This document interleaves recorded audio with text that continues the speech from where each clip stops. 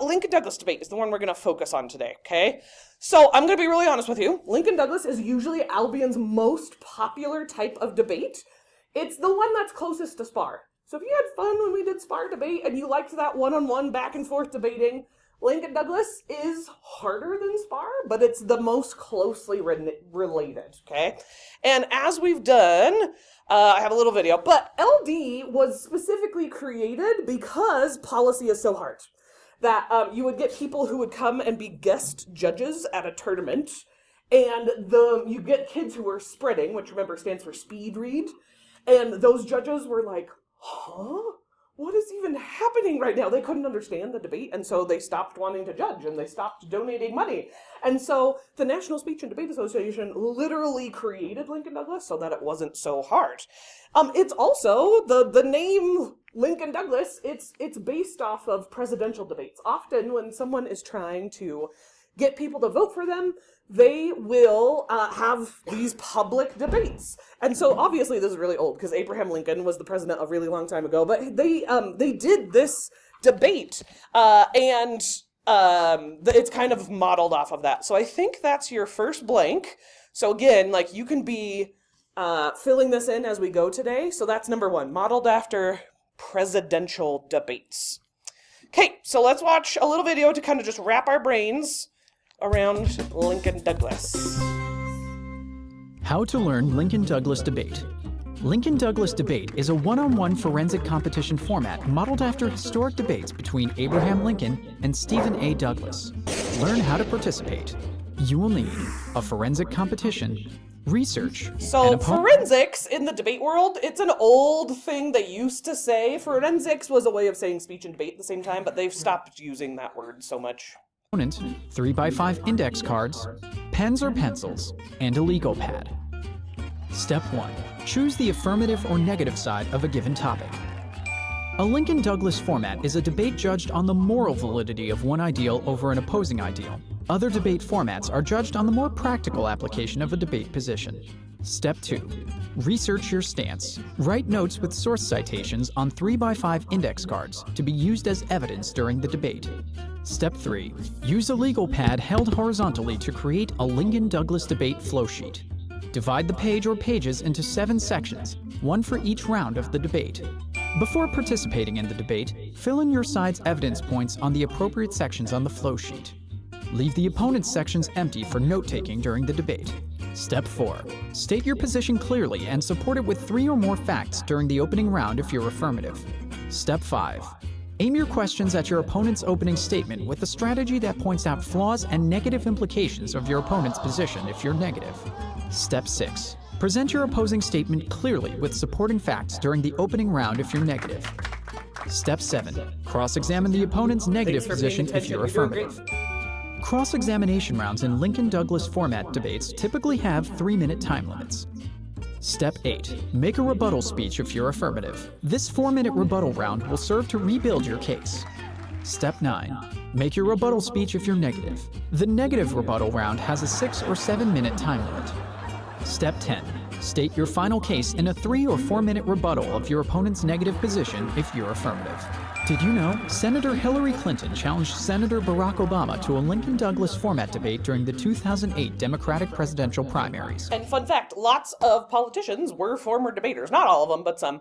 Let's watch just a tiny bit of this one, just to wrap your brain around what Lincoln Douglas debate looks like. Just skip ahead just a tiny bit here. Is everyone ready? Can we begin? Excellent. Lincoln Douglas debate, or LD, addresses what we value. During a round, questions on morality, justice, or how society should function are examined. Essentially, LD examines the merit of various ideals. This values debate is centered on a resolution, or debate topic. On the affirmative side, a student advocates for the resolution. The negative, then, opposes the resolution. Each student presents his or her case, sometimes called a constructive or position, and refutes his or her opponent's arguments. By the end of the debate, you decide the debater most successful in defending his or her side of the resolution. There are a few considerations to keep in mind when determining the winner. structure of argumentation, framework level argumentation, and offense back to the state. So that's enough for right now. So then the next thing, of course, we have to talk about the topic. That's what we always do next, right? The topic this semester, I like it a lot because it's extremely debatable. Every once in a while, you'll get a debate topic. So this is the next thing on your notes, guys. I'm not going to tell you. It's your job to follow along as we go. This one it has such strong arguments on both sides. Sometimes you'll have a debate topic where it kind of leans more to one side than the other, right? Like AF might have better arguments than neg. This one, there's good stuff on both sides. Resolved is a fancy way of saying topic, but that's how all the debates start, is it starts with resolved, which is what? Topic, yep. The possession of nuclear weapons is immoral. And so, just like we've done, so again, the answer there would be nuclear weapons, and resolved means topic. Let's watch a short video to wrap your brain One nuclear weapon could obliterate around this really intense, very debatable topic. an entire city, potentially killing millions while threatening the environment and the lives of future generations through its long-term catastrophic effects. Here's who owns the most destructive weapons on the planet and the safeguards in place to make sure they don't use them. 9 countries make up what is referred to as the Nuclear Club: the US, the UK, Russia, France, Israel, Pakistan, India, China, and North Korea. But it's Russia and the US that possess 90% of the world's nukes. There are over 13,000 nuclear weapons in the world today, but in most cases, the exact number in each country's possession is a closely held national secret. A nuclear weapon, which can be delivered via air, land, or sea, is a device that uses nuclear reaction to create an explosion, giving off 4 types of energy: a blast wave, intense light, heat, and radiation. The explosion creates a large fireball, which vaporizes upward into a mushroom-shaped cloud. The material in the cloud drops back down to Earth as fallout, which is radioactive and can contaminate anything it lands on. Some nuclear weapons, like the Intercontinental Ballistic Missile, can travel as far as 3,400 miles. That's the distance from New York to Alaska. The US invented the nuclear weapon, and in 1945 conducted the first nuclear test explosion, called the Trinity Test. That same year, the US detonated 2 more nuclear weapons, atomic bombs, on the Japanese cities of Hiroshima and Nagasaki, killing over 200,000 people. World War II ended soon after this, but then the Cold War started. The nuclear arms race began as the Soviet Union, the UK, France, and China began conducting their own nuclear test explosions. Countries started stockpiling nuclear arms amid the Cold War, and at the height of the nuclear age, there were 70,000 nuclear warheads around the globe. But in the years that followed, the UN introduced a slew of treaties to prevent nuclear weapon ranks from expanding further, such as the Non-Proliferation Treaty, or NPT, in 1968. Today, almost every country in the world is part of the NPT, except for South Sudan, India, Pakistan, Israel, and North Korea. After the Cold War, the number of warheads decreased drastically, thanks to arms control agreements and the dismantling of retired equipment. But nuclear powers like the US and Russia are in the process of updating their arsenals and have no intention of giving them up. Between 2019 and 2028, the US will have spent $494 billion on upgrading its arsenal, modernizing outdated equipment from submarines to ballistic missiles to nuclear warheads. Okay, so I saw that video for the first time yesterday, and even though I'm a full-on adult, like, I learned new stuff. That's one of the things I like about debate. The topic changes all the time. I learn new things all the time, and I like that. Like, I like always knowing more new different things. Yeah. So do we have to do that topic? Yeah, and so that's the thing about debate, right? That I've told you. You guys get to choose which type of speech or debate you want to do. And so just like when I taught you policy debate yesterday, one of the ways I think it's a smart way to make your decision of which type of debate you want to actually do is, do I like this topic? And so this topic is chosen from what's called the UDCA, which is Utah Debate Coaches Association. So this is a committee of coaches from around the state, and they vote on the topic. This topic is also the current high school topic, which means there's extra resources out there. But yeah, this topic, everyone in the state of Utah is doing this topic specifically. So for your next answer on your notes, you would pick one of these and summarize it. if you did this topic, one of the things you might argue about on AF is that in a democracy, which is a government ruled by the people, you can't really have a true democracy if nuclear weapons exist, because the threat is too much.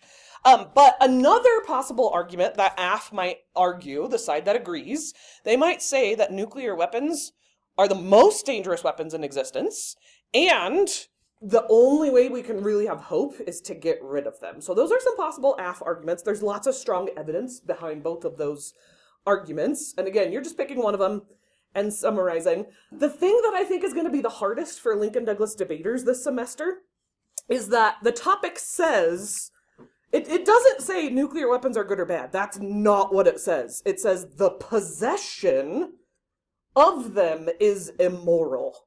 And that is what you have to debate, because that's what the topic says.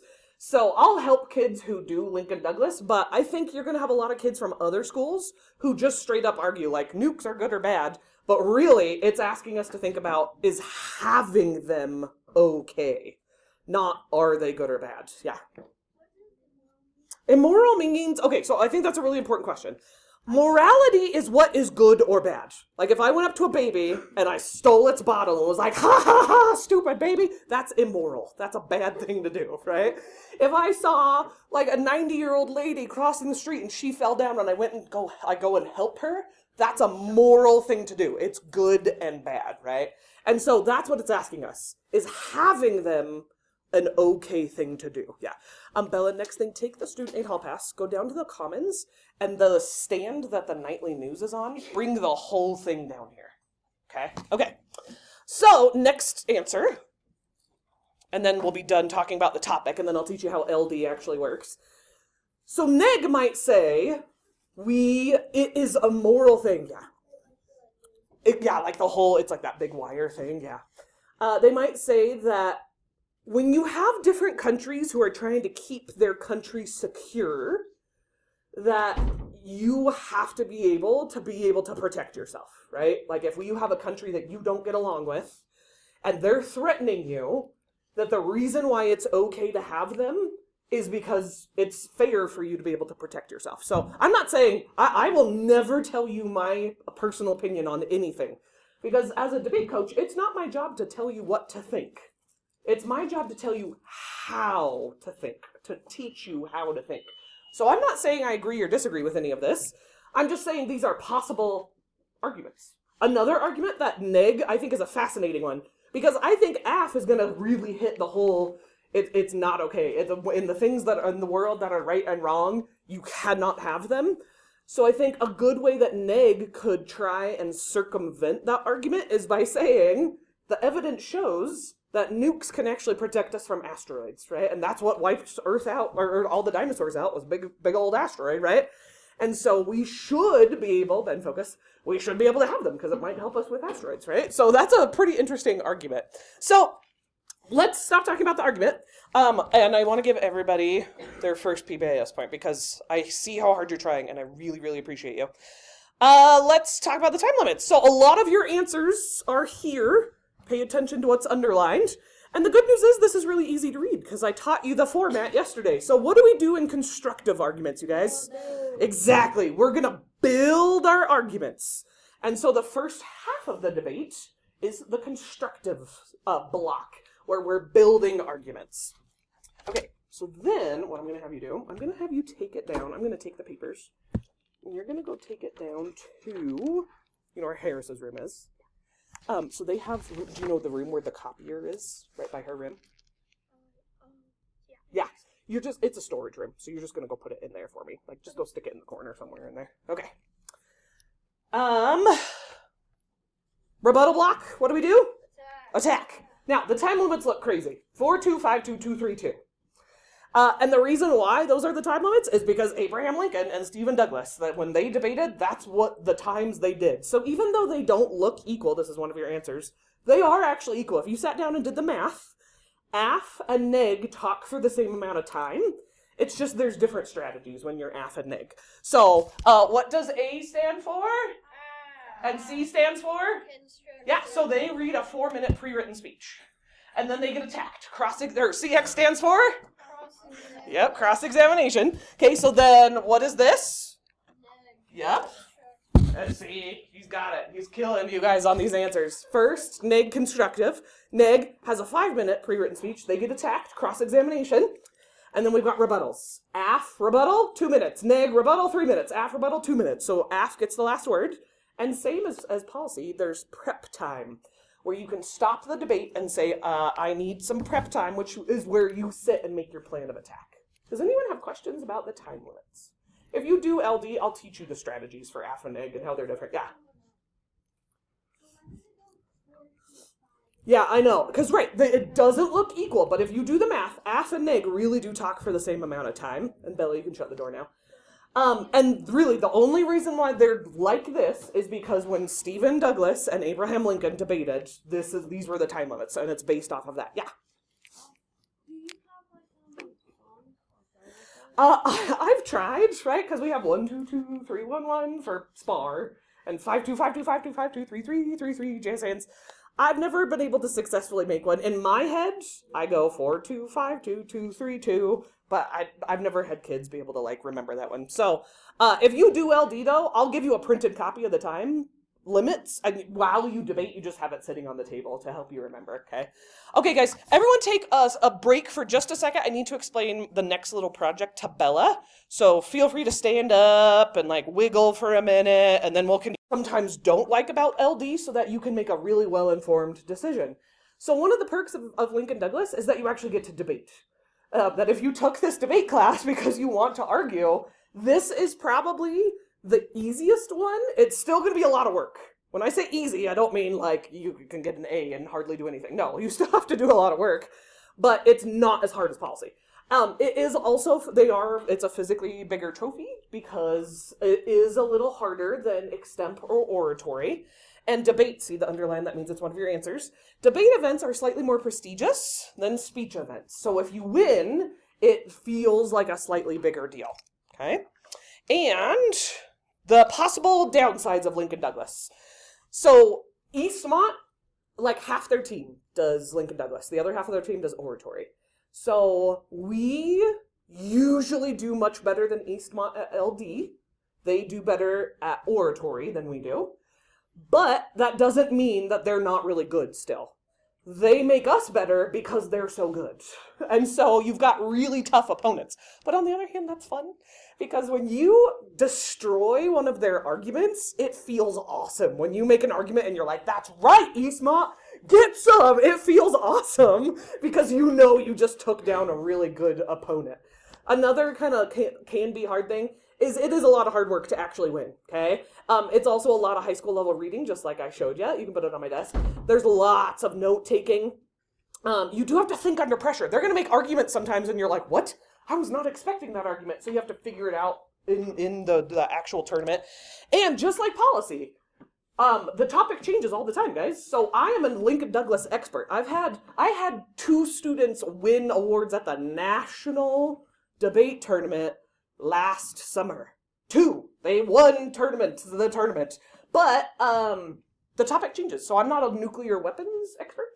And so you're going to have questions sometimes that I can't answer. And again, I know that's weird because we're used to teachers having all the answers, but that's just part of the reality. I'm going to give everybody another coin because I really appreciate how hard you're listening.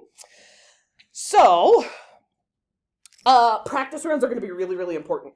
One of the things I want to warn you about is that some kids get so focused on writing the perfect speech that they never actually debate, which is a really scary thing to do. You have to have like 6 practice rounds before the tournament.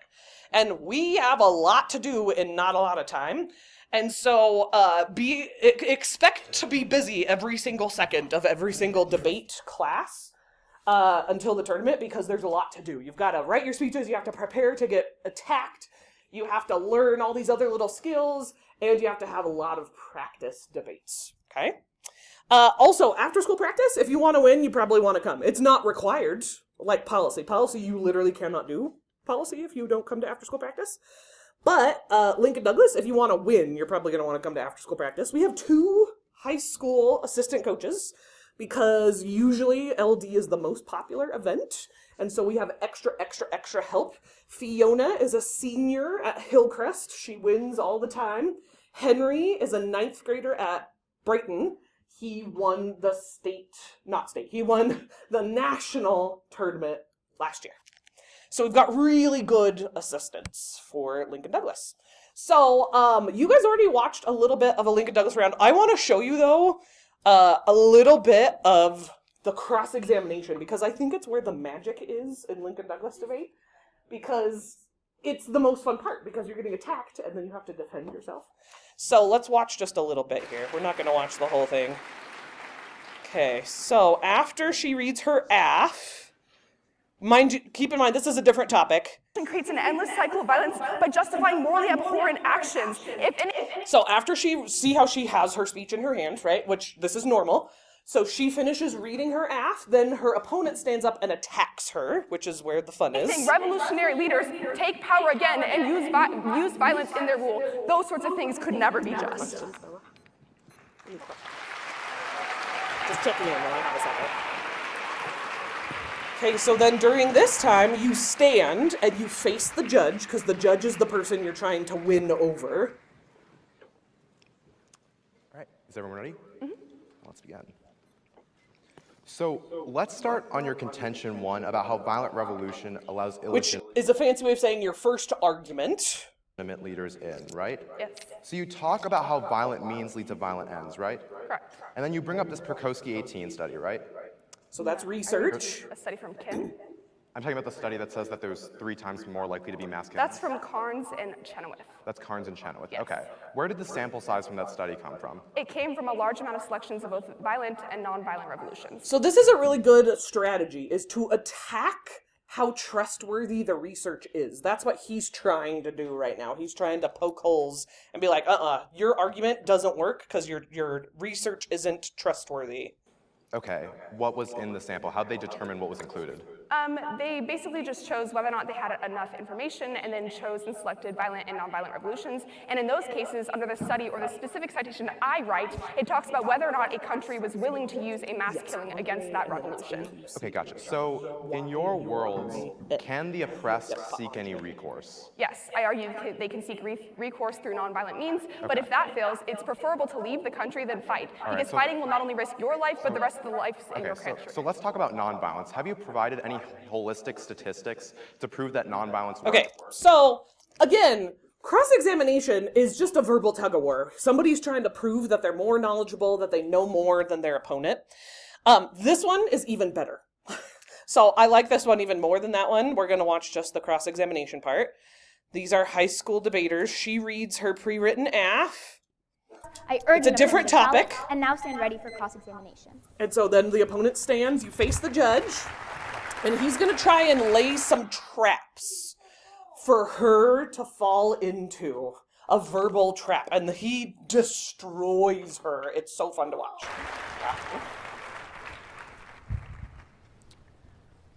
Let's imagine for a moment that I'm being mugged, okay? Okay. Do you think it's just for me to retaliate against my aggressor? I would say that that is a right of self-defense. So it is just? That would be just. Okay, now would it So be... part of what he's doing here, and it's hard to do, like to do this in reality, he's trying to force her to agree with him, and she knows that's what he's doing, but sometimes you get asked a question where it's such a clear yes or no answer, and so he's laying this trap masterfully. Just for me to subdue my attacker, tie him up, and then proceed to beat him with a baseball bat? The question you seem to be asking is the answer's a So little she's trying to deflect, but he's gonna force her to answer. more complicated. Sure, go Because, okay, when somebody attacks you, every individual has that fundamental right to self-defense. Okay. So what that means is that in a question of justice and what people are due, that right is something that matters no matter how you implement Okay, but that isn't right. there some sort of proportionality to self-defense? Like, if you steal $1 from me, am I justified in breaking your kneecaps? Well, my argument is that when an oppressive government uses violence against No, I'm just asking you a question outside of the scope of the resolution. Is there proportionality with self-defense? the individual is allowed to use violence. So that if I take a responds- On the one hand, it's so fun. When you're the person and you know you're winning, it's like, oh, this feels so good. But when you're the person who is not winning and you know you're not, it can feel a little bit stressful. But that's just how debate works. dollar to from be you right now. oppressive. Can you beat me? The problem with your analysis is, one, no, I wouldn't be able to beat you. Why not? Because, like, the situation you're drawing is not similar to the situation of an oppressive regime. Okay, but we can say that there needs to be some sort of proportionality in terms of the response to political oppression, correct? Well, I just want to make sure that there's a distinction in terms of proportionality. Okay, that's fine.